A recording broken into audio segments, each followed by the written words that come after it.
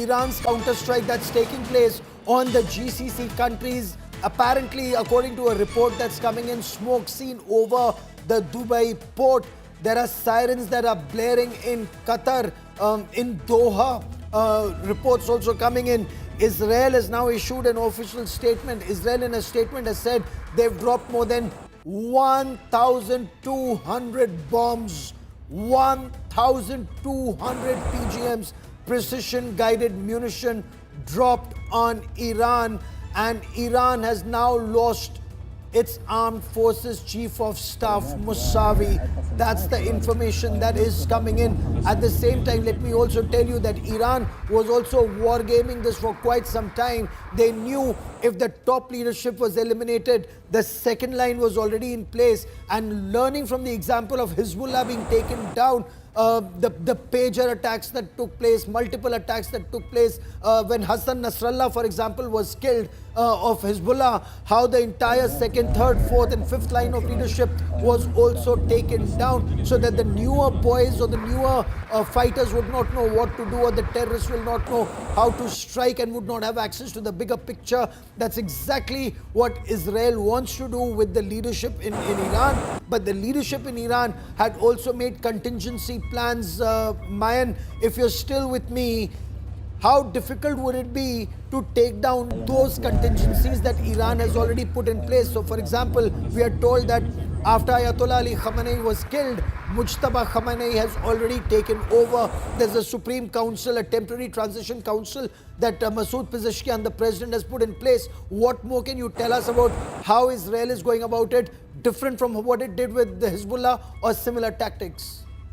I believe you're going to see similar tactics. What you're talking about here is that Israel has been tracking the leadership and the successors, again, of the leadership for quite a long time. This isn't a new operation. The reason that Israel was able to target and kill Khamenei was because Israel has been tracking his whereabouts and knew exactly where he was. They also knew what kind of meeting he was in, who was with him. Remember, they didn't only target Khamenei when that launcher took off. They also targeted 30. They had 30 locations, and 30 leaders were targeted in 30 seconds, is what the Israel intelligence community is saying, and there are many more attacks like that planned. I don't believe that Israel will struggle in terms of finding and eliminating the leadership. I think the bigger question is, can airstrikes actually take out a regime? And I think most military experts understand that the answer is no, that in order for the regime to be uprooted, it will be a combination of the incredible tactics by the United States and Israel alongside the people on the ground who will need to also rebel against the government and bring about an overturn. Is there anything available as yet to indicate that people on the streets will rise against whatever part of the regime remains? Because all accounts so far seem to indicate, including reports that are coming in from Iran, that people are coming out in large numbers in support of the regime, Mayan. That is what is appearing right now, but I believe there are a lot of efforts going on behind the scenes, and you're not all the information. Remember, Iran does not have free media, and you are not necessarily getting access to everything that's going on the streets.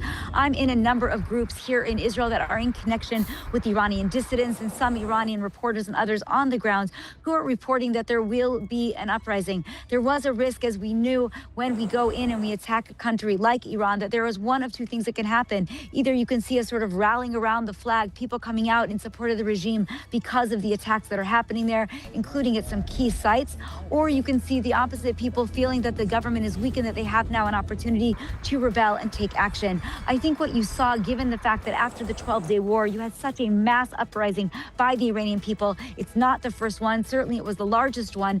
And we know that the Iranian people have sought a regime change for quite some time. I do believe that if these attacks are effective, if Iran's capabilities of launching ballistic missiles and other missiles at the region and Israel is stopped, if they aren't able to control their proxies, you haven't seen yet Hezbollah, even though it came out in words in support of Iran. As you see, Hezbollah has not really entered this war. Not Hamas, not the Houthis, none of them are militarily yet coming out to support Iran. And that sends a message to the Iranian people that perhaps there is not as much support for this regime as they thought, and maybe they have a chance at overthrowing it. Okay. Now, when you look at the situation right now, what is the game plan, or what is your reading, or what may happen? Because we're about to break a big story that's coming in from Karachi. But tell me quickly, just tell me quickly, what is it that you've wargamed? What can happen to Israeli interests and American interests world over? Look, it's very telling what's going to happen in the next 2 days. You heard U.S. President Donald Trump say that we're in this for the long haul, which means that the war could last a long time. But if it is effective and last the next couple of days, then we're talking about potential regional peace. Saudi Arabia, remember, there are multiple reports about Saudi Arabia calling the president, urging him to move forward with an attack. You're seeing attacks on the Gulf states. Here, we just had another report of smoke right in Abu Dhabi, or in Dubai, in the United Arab Emirates.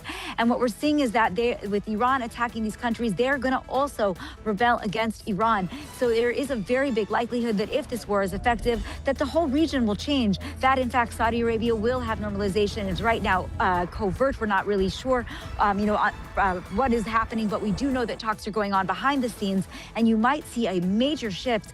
If you see that shift, we talk about much more regional stability for everybody involved in the region. Oh, absolutely. Israelis world over sadly become a soft target when a situation like this happens. And post October 7, 2023, there were several alerts that went up. Is that an apprehension? Tourists could be targeted, others could be targeted.